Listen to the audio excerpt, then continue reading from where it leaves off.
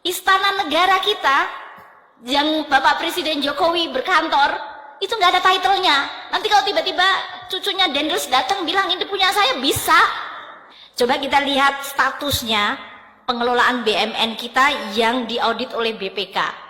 Mulainya Republik Indonesia tadinya nggak punya neraca. Jadi barang milik negara pun tidak diadministrasikan, tidak direkod. Kita asal bangun, waktu Pak Harto 30 tahun bangun banyak sekali, nggak ada pembukuannya. Jadi waktu kemudian terjadi krisis, kemudian kita punya undang-undang keuangan negara dan perbendaharaan negara, kita baru mulai membangun neraca keuangan. Disitulah baru kita mulai muncul, oh mari kita membukukan dan merekod. Pertama mengadministrasikan, masukkan dulu dalam buku. Karena dulu sering sekali, saya nggak tahu, Anda semuanya mahasiswa masih sangat muda. Kalau zaman kami sebagai baby boomer, saya sering sekali ada universitas bangun perumahan dosen. Itu tanahnya milik negara dibangun. Kemudian dosennya sudah pensiun, dosennya udah meninggal, itu masih dimiliki oleh dosen itu. Tanpa kejelasan apakah barang itu dihibahkan atau tidak. Sehingga di universitas masih masuk dalam pembukaan universitas, tapi sebetulnya ini sudah dipakai oleh dosen dan anak cucunya.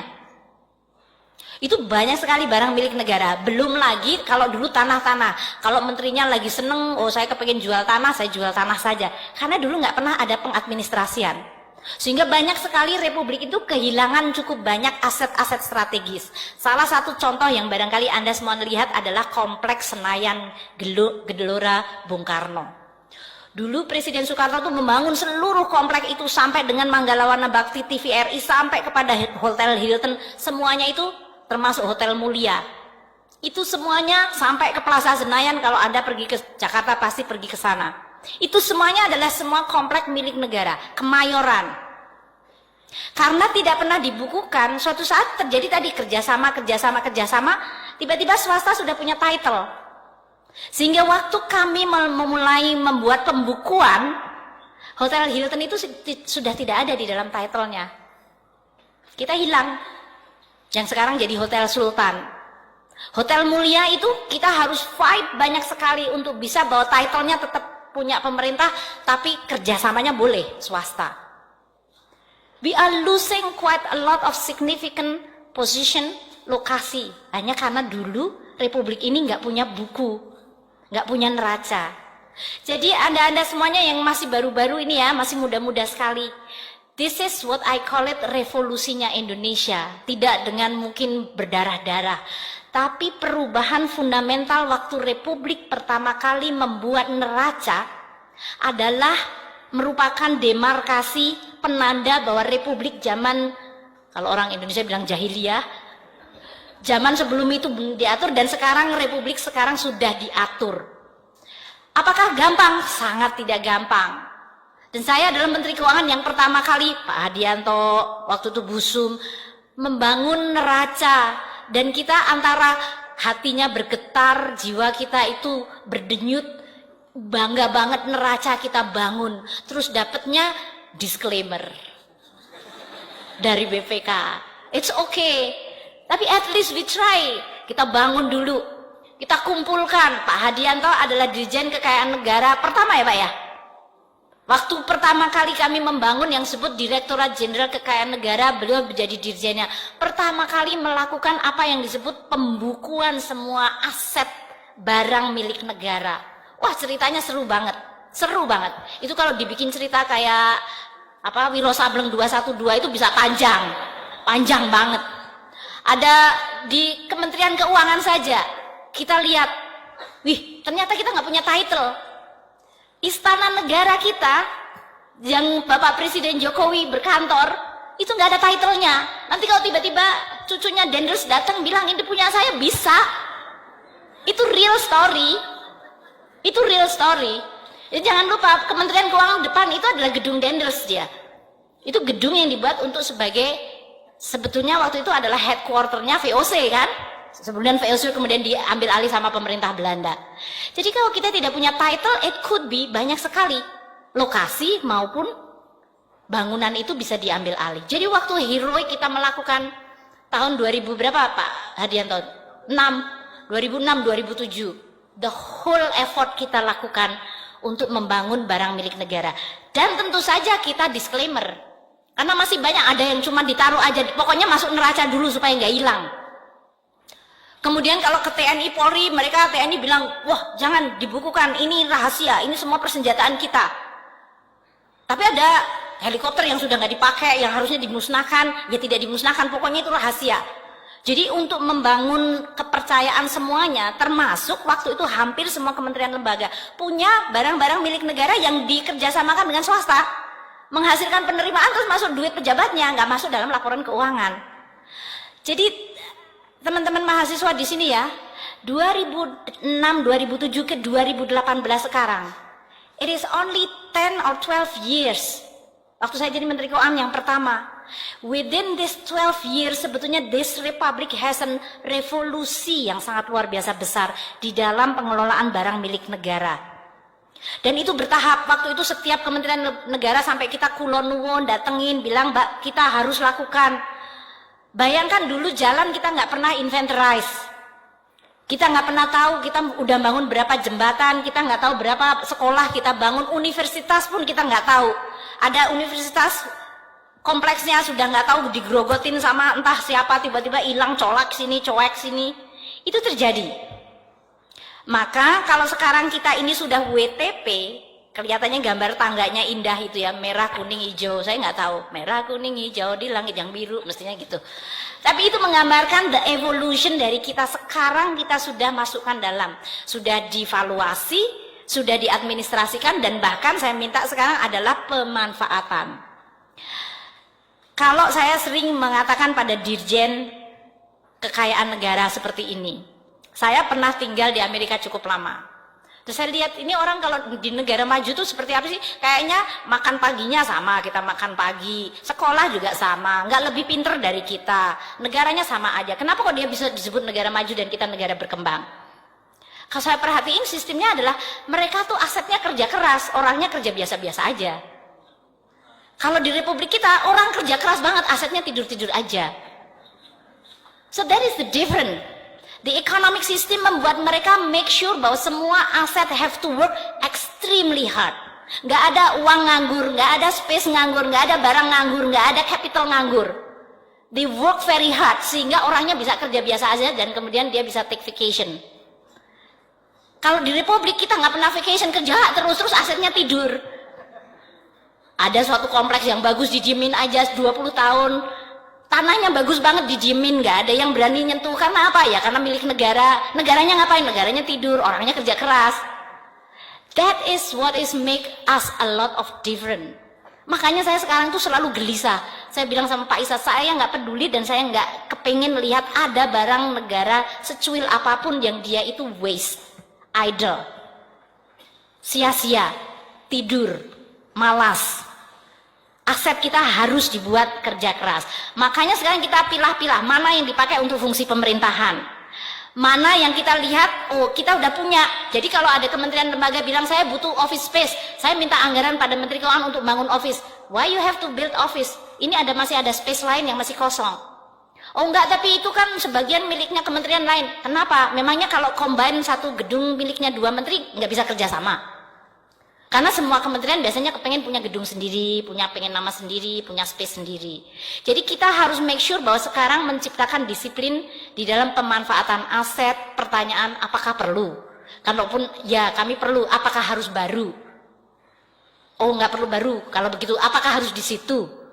Jadi banyak pertanyaan yang menyebabkan kita harus membuat indikator sehingga belanja modal itu makin efisien, belanja pemeliharaannya juga makin baik. Dan juga kalau bisa aset itu tadi bekerja, menghasilkan penerimaan negara bukan pajak. Dan juga bahkan kita menggunakan aset itu sebagai underlying aset untuk penerbitan surat utang negara dalam bentuk sukuk. Karena sukuk itu membutuhkan, kalau kita lihat kontribusi BMN bagi penerimaan negara kita itu masih very tiny. Coba kita lihat. Dari tadi 4.000 triliun, barang milik negara itu cuma menghasilkan pendapatan 2 triliun. Ya kan? Tapi ini sebetulnya underestimating karena banyak barang-barang milik negara yang dipakai oleh pemerintah itu tidak di-impute value-nya. Kita kayak, oh ini milik kita sendiri jadi kita nggak perlu rent. Padahal kalau the same gedung, kita renting ke swasta, mereka willing to pay per square meternya berapa. Itu konsep untuk mengatakan bahwa setiap space sebetulnya ada harganya. Itu adalah salah satu lompatan revolusi di dalam konsep mengelola BUMN. Dan kami sekarang ingin terus-menerus menciptakan ekstrimnya ya. Saya ingin memberikan contoh. Waktu saya kerja di Bank Dunia, headquarternya Bank Dunia itu di tengah-tengah jantung kota, hanya 1 blok dari White House. Itu semua space di dalam gedung itu dianggap bukan miliknya siapa-siapa, tapi dikelola oleh kayak DJKN-nya, Dirjen Kekayaan Negara, yang disebut treasurer-nya. Jadi kalau ada unit membutuhkan space, dia akan ditanya, ini unit ini kerjanya ngapain? Dia punya budget nggak? Dia punya nilai tambah yang kemudian menjustify dia menggunakan space yang sangat penting ini enggak? Bahkan semua ruang rapat, nggak ada yang disebut ruang rapatnya kecuali ruang rapat presiden, tapi semua ruang rapat adalah ruang rapat bersama. Jadi untuk meregister hari ini saya mau rapat jam berapa, kita harus register kepada the whole system. Coba bayangin, Anda semua akan lihat di sini, saya hampir yakin dekan tuh punya ruang rapat. Kalau dekannya nggak pakai, ya nggak boleh disentuh-sentuh. Kalau dosen mau rapat, cari tempat lain di kelas kek. Itu karena kita menganggap, oh itu kan harus kehormatan dekan, harus dijaga. Padahal it's just an asset. A space that we can use together. Dipakai, tadi yang disebut barang itu termasuk space, harus bekerja keras. Ini adalah sesuatu yang mungkin perlu untuk mindset. Kalau Gajah Mada akan menjadi universitas pertama yang mengelola aset negara secara bagus, saya yakin akan menjadi salah satu benchmarker yang awal. Saya tantang sih sama Pak Rektor, sama Pak Dekan, coba kita lihat. Karena di Kementerian Keuangan saya lagi mau mencoba untuk membuat berkali-kali, tapi mendobrak birokrasi angel banget loh. Saya bilang sama Pak Sekjen, sekarang kita bikin, Bu mau ruang rapatnya Ibu dipakai, nggak apa-apa. Di negara lain sekarang ada yang disebut konsep office space itu adalah open. Kita masuk, kita nggak punya ruangan. Apalagi kalau dia kerjanya adalah mobile. Jadi yang ada apa? Ada suatu locker atau kita tempat meja bersama dan colokan. Jadi kalau saya datang, saya langsung kerja dimanapun kursi berada, kayak di kafe aja. Lu Bu, nanti kalau dari sisi, kalau semuanya sekarang barang itu sudah confidential, Bu nanti kalau saya mau telepon kakak saya atau anak saya gimana? Ya nggak apa-apa, namanya open space, kan Anda tidak lagi berselingkuh. Dan saya harus bilang, oh saya diterima, saya lagi harus ketemu sama guru, anak saya sakit. Emangnya kenapa? Semua orang juga punya anak, semuanya punya itu. So open space creating transparansi, tapi juga yang disebut seluruh alokasi itu dipakai secara maksimal. Kalau Anda pernah pergi ke Bloomberg, space di London itu adalah the smart and the best. Di Indonesia sekarang ada, saya dengar tapi saya belum visit, yaitu Unilever. Headquarternya di Serpong itu termasuk katanya an open space, dan bagaimana mereka melakukan. Saya pengen pergi ke sana, mau ngajak Pak Dirjen-Dirjen saya itu untuk saya change aja the way we manage barang. Poin saya adalah kalau kita mengelola barang ya jangan gitu-gitu aja, nggak boleh barang itu tidak produktif dan tidur. Kalau next kita akan lihat berapa sih yang tidur di barang milik negara kita yang tidur. Kalau menurut yang disampaikan oleh Pak Isa, kita sudah turun next, yaitu aset tidur kita dulu pernah 49 triliun, sekarang tinggal 20 triliun. Kecil enggak sih, 20 triliun gede banget. Tapi sudah turun separuh, jadi sudah bagus, lebih dari separuh. Tapi kita ingin tidak ada yang disebut aset yang tidur dan idle. Dan terakhir mungkin saya sampaikan tadi, revaluasi aset yang kita lakukan di 2017 dan 2018 itu adalah melakukan seluruh barang dan tanah, gedung bangunan dan jaringan-jaringan infrastruktur. Kenaikan nilai barang milik negara mencapai 372%, sehingga nilai wajar sekarang mencapai 5.700 triliun. Dulu nilai bukunya cuma 1.500 triliun. Jadi kalau orang mengatakan utang kita kok nambah terus, aset kita juga nambah terus dalam hal ini. Itu adalah sesuatu yang kita ingin sampaikan. Dan secara khusus dalam hal ini, kalau kita lihat salah satu eksperimen dari Kementerian Keuangan adalah membentuk apa yang disebut BLU Elman. Ini sekarang Elman akan diserahi semua aset yang tadi disebut idle, sehingga mereka bergerak seperti kayak property company. Setiap space kalau tidak menghasilkan, saya akan tanya indikatornya gimana. Jadi ini sekarang dipegang oleh Bu Puspa ya dalam hal ini. Dan kita menggunakan asetnya secara clean dan clear dan bagaimana mengelolanya. Pada akhirnya tentu kita ingin Republik Indonesia itu punya paradigm baru di dalam mengelola kekayaan negara dan barang milik negara. Saya baru bicara barang milik negara, saya belum bicara tentang kekayaan negara yang hayati, yang saya bicara harus dihitung secara accrual. Saya belum bicara mengenai bagaimana barang milik negara untuk divaluasi aja, stafnya Pak Isa itu harus naik motor perahu kecil hanya pergi ke salah satu pulau yang terpencil hanya untuk memvaluasi salah satu Pak?